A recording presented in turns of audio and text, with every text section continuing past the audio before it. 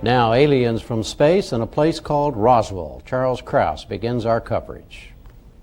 50 years ago, something crashed in the New Mexico desert, but exactly what has been in dispute ever since.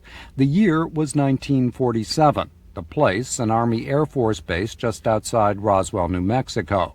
On July 8th of that year, Roswell Army Airfield reported it had found the remains of what it called a flying disc. But the Army Air Command in Fort Worth quickly recanted the flying saucer report, suggesting instead that the wreckage was part of a weather balloon. For nearly 50 years, believers in extraterrestrial life have searched for clues to what really landed in Roswell. But there seems to be no question that there actually is a large unidentified object circling the Earth at incredible speed. And the possibility that there's life on other planets has fascinated millions of Americans and Hollywood for generations. The Day the Earth Stood Still was released in the early 50s, 4 years after the Roswell incident. And audiences continue to flock to alien films like Close Encounters of the Third Kind and scores of others. As recently as last year, the blockbuster hit Independence Day again made reference to the Roswell landing. Regardless of what you may have read in the tabloids, there's never been any spacecraft recovered by our government. Take my word for it, there's no Area 51. There's no recovered spaceship. Excuse me, Mr. President. That's not entirely accurate. And on television, the series X-Files chronicles the paranormal. Sightings of unidentified flying objects, or UFOs, are regularly reported, some complete with convincing photographs. Even former President Jimmy Carter once said he saw one. In March, a mysterious triangle of lights appeared in Arizona, sparking rumors of yet another alien spacecraft. It was a perfect triangle just floating across the sky, way up there. Also in March, 39 members of Heaven's Gate committed suicide in California. Their leader, Marshall Applewhite, had told them a spaceship located behind the Hale-Bopp comet was waiting to take them away. We will go definitely on board a craft to leave when the spading occurs. A recent Time magazine Yankelovich poll found that fully 34% of all Americans think intelligent life from other planets has visited the Earth. And of those, 65% think a UFO did crash land near Roswell. Today in Washington, Air Force Colonel John Haynes debunked the Roswell legend, saying it really was a mission to detect Soviet nuclear blasts using high-altitude balloons. To buttress its case, the Air Force showed a video of balloon launches in dummies, which it said were mistaken for aliens. Today we are releasing the final report to address questions about alleged bodies associated with the Roswell story. 1. Air Force activities which occurred over a period of many years have been consolidated and are now represented to have occurred in 2 or 3 days in July 1947. 2. Bodies observed in the New Mexico desert were probably test dummies that were carried aloft by U.S. Air Force high-altitude balloons for scientific research. But there was a significant discrepancy. The Air Force acknowledged today that the first year the dummies were used was 1953, 6 years after the Roswell incident. Colonel, how do you square the UFO enthusiasts saying that they're talking about 1947, well, you're talking about dummies used in the 50s, almost a decade later? Well, I'm afraid that's the problem that we have with time compression. I don't know what they saw in 47, but I'm quite sure it probably was Project Mogul. But I think if you find that people talk about things over a period of time, they begin to lose exactly when the date was. Your name is now, Colonel John Haynes is going to go down in UFO lore as one of the people who took part, in the minds of some people, in the continuing cover-up by the government. How do you know that you're not being used? How do you know that you know the full story when you stand up there? Tell us that there's no evidence of this. Because our job is to review all the Air Force documents for this era. And that's how we came up with this exciting and interesting and intriguing, quite frankly, report. Do you believe in UFOs? Personally, no, sir. Why not? Ma'am, I have no reason to believe that they're real. The Air Force hopes today's report is the final word on the Roswell incident. Its title, The Roswell Report, Case Closed. Richard Berenson is a professor of physics and astronomy at American University. Don Berliner is author of a book on Roswell and a board member of the Fund for UFO Research. Mr. Berliner, is the case closed? No. I think the Air Force has just opened it even wider. The colonel who was just on failed to account for the discrepancy of 6 years in the bodies.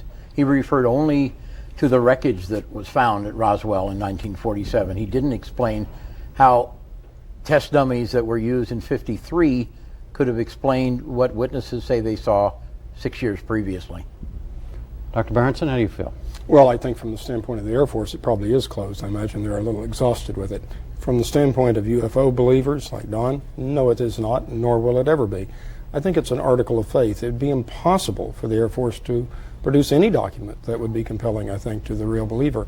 From the standpoint of scientists, it was never really an issue to start with. We are searching for life in the universe all the time, but we've simply found no compelling evidence that it's ever been here. In Roswell or anywhere else? Anywhere else. Mr. Berliner, is Dr. Berenson right that it's no matter what the Air Force said today about dummies, 7 years, 6 years, whatever evidence they showed, you'd still believe, you and others would still believe that that was a spaceship that crashed in Roswell 50 years ago? Some people would. I am not, by any stretch of the imagination, a believer in UFOs. Okay. I don't base my position on belief, on faith. It's on information that I've gotten from witnesses, first-hand witnesses in most cases. If I saw enough evidence to convince me that nothing of consequence happened at Roswell, that would be it. I'd like an answer of some sort, and I really don't care what that answer is. Where could the answer come from now? Well, I think the question's being posed backwards, if I may say so. Okay. The real issue is that whenever anyone proposes any hypothesis, the burden of proof is upon that person. So if someone wants to say that UFOs, which certainly exist, I mean, there are unidentified things in the sky, if you keep to the strict definition of the word. Well, let me stop you. Define that. What do you mean? Well, a UFO really means an unidentified flying object, which ultimately may well end up being identified. It may be identified as a bird, a plane, a hoax, a piece of a satellite, whatever it may be, exactly. Okay, now the real question then is, who is going to defend the case? It is not the burden of the critic. It is the burden of the person who's putting forward the hypothesis. I might tell you, Jim, that driving over here tonight, I saw a green unicorn. You can say, I don't believe that, but the burden is upon me to prove it, not upon you to disprove it. So the real question is, can the people who really believe in UFOs after a half century, and this was not the first sighting, there have been others. In fact, in the Bible, there are things reported in the sky. In the 1890s, there were things reported because heavier than air aircraft people were experimenting with. Can they prove that any of these things came from elsewhere? Where is it? Can we test it? Can we send it to a lab? I don't claim to have any proof. If we had proof, we wouldn't be discussing this right now. Mm-hmm. It would be another matter entirely. But I see a lot of evidence pointing toward the possibility that some UFOs may well be alien craft. What is the most compelling piece of evidence that you have seen, examined, or in some way believe? If you're talking about hardware, anything. You define. You tell me whether it's hardware, software, whatever. Well, can relate it directly to the Roswell case. Dr. Jesse Marcel and his father, the late Major Marcel, who was the intelligence officer at Roswell Army Airfield, who was one of the first two government people on the scene at Roswell, described in great detail the materials they found. Extremely lightweight, extremely strong, and not the least bit like balloon materials. Dr. Marcel, who is not only a medical doctor but an aircraft accident investigator and knows wreckage, makes it very clear that what he saw is not like anything known to be in current aircraft or spacecraft or anything of the sort 50 years ago. So what does that mean that it is? We know what it isn't. What is it? Well, you can't get much beyond what it isn't, unfortunately. Mm-hmm. But what it isn't is anything familiar. And so it's easy to jump to the conclusion that it may be extremely unusual and from elsewhere. I think that's unreasonable. We're only at the point where we can say that there are things going on that we cannot explain and that suggest alien origin. Do you buy that? No, I really do not. I think what you really have to understand is that, first of all, we're not sure that this gentleman's account is accurate. Eyewitness accounts, which superficially seem so compelling, any prosecuting attorney will tell you are sometimes unreliable. The problem is the person can say, well, the robber was 5'9", turns out to be 6 feet tall. People's sense perceptions can simply be off. How did this individual know that this was particularly strong material? Did he take it into a metallurgical lab and test it? I don't think so. Where is the material? Can any lab test it? If there was independent judgment and real examination, then it would be compelling. Otherwise, it's hearsay. Mr. Berliner, let me ask you this. This is 50 years ago now that the Roswell incident occurred. I read a report today that 100,000 people are going to be there for a kind of 100 miles away, you can't get a hotel room near It's Roswell. going to be a circus. Oh, it's going to be a circus. Why does it matter so much to so many people? Well, if it turns out that aliens have landed in one piece or in a lot of pieces, it's terribly exciting. It's the biggest news story in history. And it's very glamorous, adventurous. You can let your imagination roar. And a lot of people, unfortunately, are highly unscientific and want this to be the case. They're a pain in the neck for us, frankly. Yeah. Is it a harmless kind of thing to believe in? Oh, I don't think it's very harmful. And to say it's unscientific and it really gets in the way, it distorts things, but I don't know that anybody really suffers from it. Do you agree with that? Well, they no did harm in this? Well, they did in San Diego, but maybe that was an extreme situation. Explain what you mean. Well, the cult that committed suicide. Oh, the cult. Oh, Yeah, certainly. that's right. Certainly. And I think that there is something about critical thinking. What our young people need to learn is critical thinking. It's not a question of whether you believe the astronomers or believe the Air Force or believe others. Believe your own reasoning power. As Don just said, it would be the most powerful story of all time.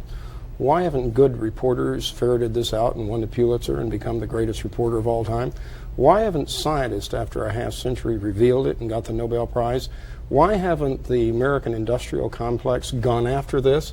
I mean, after all, earlier in your program, you talked about China and the large corporations that want to do business there.